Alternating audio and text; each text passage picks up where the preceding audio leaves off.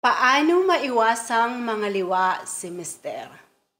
Okay guys, I know this topic is very sensitive and alam kong medyo taboo to dyan sa Pilipinas, but I think it's time para pag-usapan natin. Itong video na ito ay hindi para ipagtanggol ang mga lalaki, ang inyong mga asawa, kundi bagkus ito ay para din sa ating mga babae para maintindihan din natin kung bakit nangyari yung mga bagay na yon. Alam ko na maraming matatouch ng video na to, lalong-lalo pa yung mga asawa na nagloko yung kanilang mga asawa. And kung ikaw yung tipo ng taong sarado yung pag-iisip at hindi marunong tumanggap ng opinion ng iba, so I guess siguro skip mo na lang yung video na to, okay? So, ang topic na to, ang video na ito ay para sa may mga asawa or welcome din yung may girlfriend or boyfriend, but mostly this topic is para sa mga may asawa para maiwasan natin alam mo yun, na masaktan, na alam natin kung nasaan yung problema, okay? So, are you guys ready? So, eto guys, ang reason, kailangan nating maintindihan kung bakit nag-cheat ang mga lalaki or bakit naghahanap ng iba ang mga lalaki. So, meron akong nakikitang dahilan kung bakit nangangaliwa or nag-cheat ang mga lalaki. Unang-una, merong mga lalaki na they're lost, okay? They're insecure.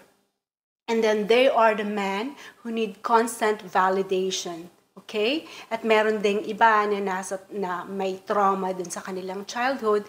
So those are part na internal. So merong mga lalaki na mahina yung mababa yung self-confidence na feeling nila na kapag nag-cheat sila or halimbawa alam mo merong how do you call it? Merong mga bagay na tingin nila it's a competition na the more they get it, the more they think that they are successful. Alam mo yon na the more they have the power.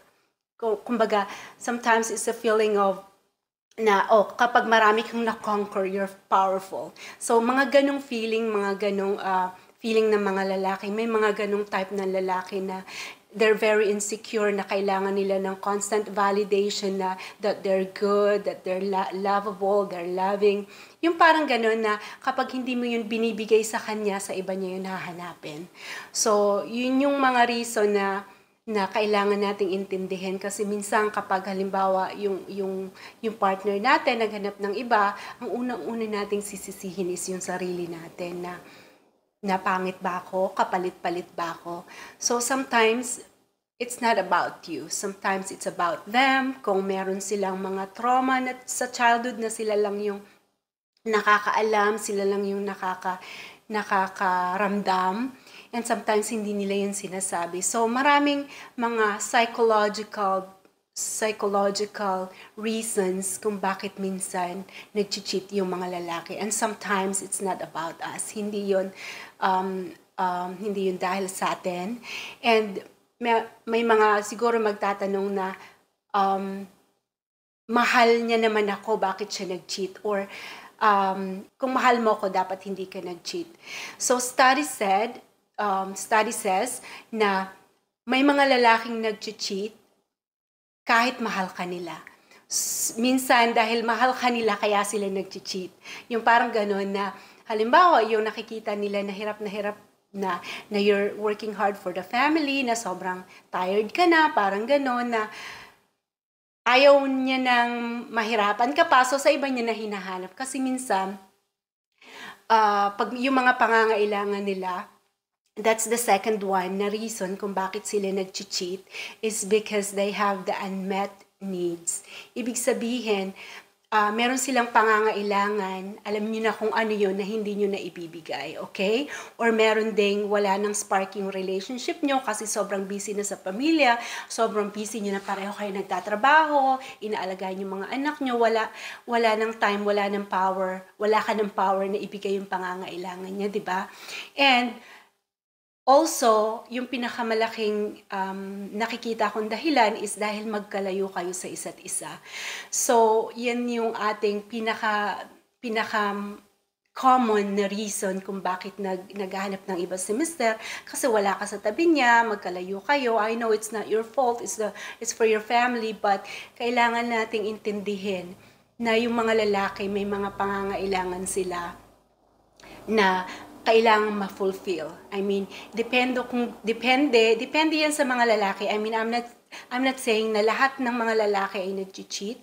May mga lalaki na talagang nasa blood nila, nasa DNA nila na maging loyal, and you are very lucky kung meron kang ganong asawa. And kung maganda yung pagpapalaki sa kanila ng mga magulang nila, nakita nila na how their parents love each other. So may mga ganong type ng tao. So mga iba't ibang type din ng tao, iba't ibang type ng lalaki yan.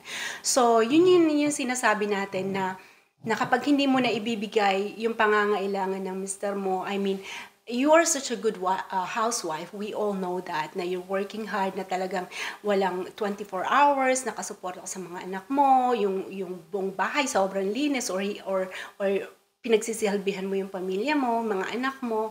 You're such a good mother. But also sometimes kailangan din nating intindihin na asawa din tayo. And meron tayong asawa na kailangan din nating pagsilbihan as asawa. Kasi syempre yung mga asawa natin, magkaiba kasi yung mga babae at lalaki. Although we women are also craving for that kind of love, na alagaan din tayo. But mostly ang point natin ngayon is para sa mga lalaki. Dahil kapag ang babae ay nag-cheat, ibang dahilan yan, diba? So, yun nga, kailangan nating alagaan yung mga asawa natin. Hindi naman niya kailangan gawin gabi-gabi, 'di ba? Or matuto or pag-usapan nyo kung halimbawa okay, once a week na lang kailangan gawin, or halimbawa hindi man din yon yung pagkikare at love nyo dun sa isa't isa. Kailangan din natin siyang patuloy na alagaan. Alam mo yon, na kailangan constant communication.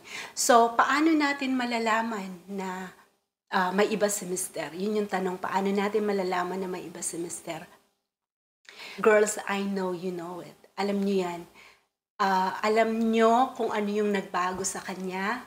Alam nyo yung kanyang ugali na bigla na lang nagbago, na naging bigla siyang happy, tapos happy siya pag sa iba, tapos sa iyo hindi, 'di ba? Yung mga ganong mga na sa iyo laging pagalit, laging ganon. Pero sa iba, masaya siya, parang ganon. Or makikita mo kung ano yung change dun sa kanyang behavior. Yun yung lagi nating bantayan kung may nagbago sa kanyang behavior. So, paano natin to maiiwasan? Okay? Maiiwasan natin siya. Make sure na honest kayo sa isa't isa. Open yung communication. Pinag-uusapan nyo ang lahat. Nagkakaintindihan kayo. And then, kailangan din nating alagaan ng isa't isa. And mag-exert tayo ng more effort dahil para sa mahal natin. Kaya tayo nagpakasal, di ba? I mean, although para sa ating mga babae, iba yung ating, alam mo yun, iba tayo iba yung ating pananaw, pero iba din yung mga pananaw ng mga lalaki. And ang pinag-uusapan natin is paano natin sila maiwasan na maghanap ng iba. Of course, do your duty, do your wife duty. Kung hindi mo man magawa, then accept the fact na pwede silang manood ng PORN, ganon.